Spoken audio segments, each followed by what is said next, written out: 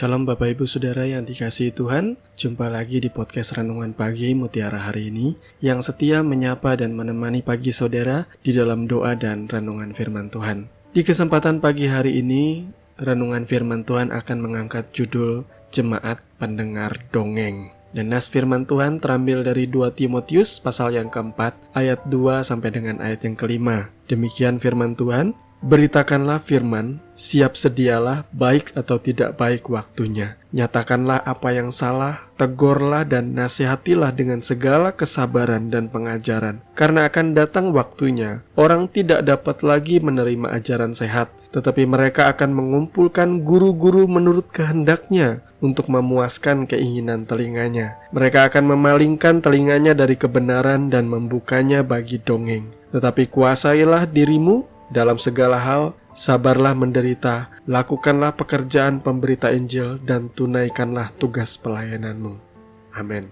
Ayat firman Tuhan ini memang ditujukan oleh Rasul Paulus kepada Timotius, agar di dalam keadaan apapun ia boleh bersiap sedia memberitakan Injil kebenaran itu, sambil mengingatkan Timotius bahwa akan datang waktunya nanti, orang-orang akan mengumpulkan guru-guru untuk mendengarkan apa yang mereka pengen dengar. Mereka tidak lagi pengen mendengarkan ajaran yang sehat, ajaran yang murni, ajaran yang berpusat pada Kristus, tetapi mereka akan menunjukkan telinganya pada dongeng. Kalau kita bicara dongeng, itu tentunya bicara soal apa yang menyenangkan untuk didengar, bisa dikatakan sebagai hiburan yang sebatas untuk menyukakan jiwa seseorang.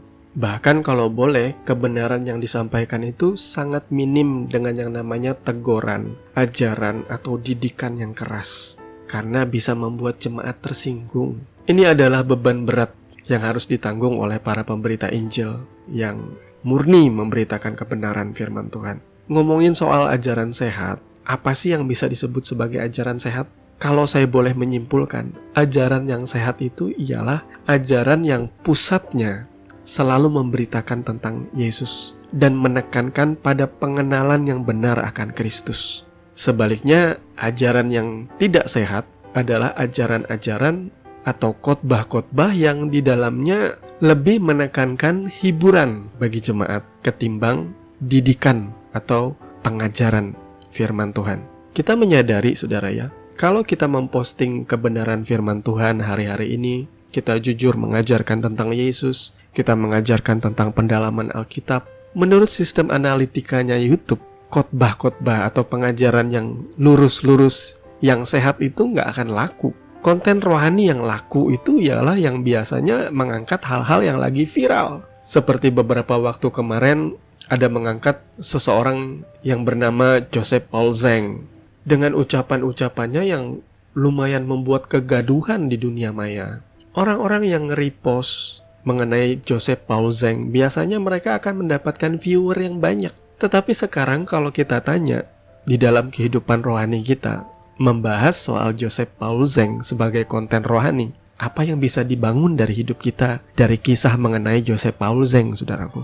Pada intinya, jemaat-jemaat hari-hari ini itu, mereka lebih suka mendengarkan apa yang menyenangkan jiwa mereka, apa yang membuat mereka bahagia.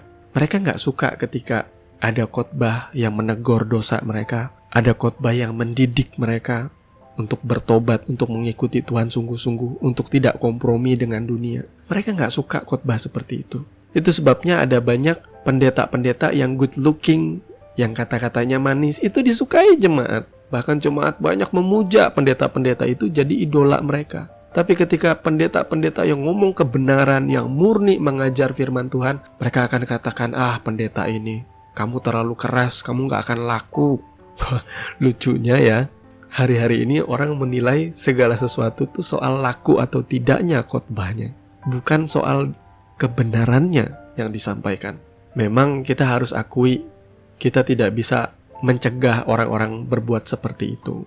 Karena pada dasarnya ada jemaat yang menyukai keramaian, suka akan hal-hal yang menyenangkan, tetapi ada juga murid Kristus yang sungguh, yang ketika ia bertumbuh, ia cuma pengen mengenal Kristus secara pribadi dalam hidupnya. Jadi saudaraku, selama saudara hanya ingin menjadi pendengar hal-hal yang menyenangkan untuk didengar telinga saudara, atau bisa saya katakan menjadi jemaat pendengar dongeng, hati-hatilah saudaraku. Karena makanan ringan itu memang enak, snack itu emang enak. Tetapi itu semua tidak berguna untuk membangun pertumbuhan rohani saudara yang sehat. Saudara perlu ajaran yang berlandas dan bersumber kuat dalam firman Tuhan, yang mendidik saudara, yang membenahi dan memperbaharui karakter saudara di dalam Kristus. Tuhan memberkati saudara semua. Mari kita berdoa. Bapa, di dalam nama Tuhan Yesus, kami mengucap syukur pagi hari ini Engkau sudah berbicara dan menegur dan mengingatkan kami, agar kami boleh menunjukkan hati, telinga, dan pikiran kami kepada ajaran-ajaran yang jujur, yang sungguh ajaran yang sehat, yang bersumber di dalam pengenalan yang benar akan Tuhan Yesus Kristus. Terima kasih untuk pagi hari ini Tuhan. Kami mengucap syukur. Di dalam nama Yesus kami berdoa. Haleluya. Amin. Bapak Ibu Saudara yang dikasihi Tuhan, kami percaya kebenaran firman yang sudah kita dengarkan bersama boleh menjadi dasar dan pondasi di dalam kehidupan kekristenan kita. Sampai bertemu lagi di next episode dari podcast Renungan Pagi Mutiara hari ini. Kasih karunia menyertai saudara sekalian. Shalom.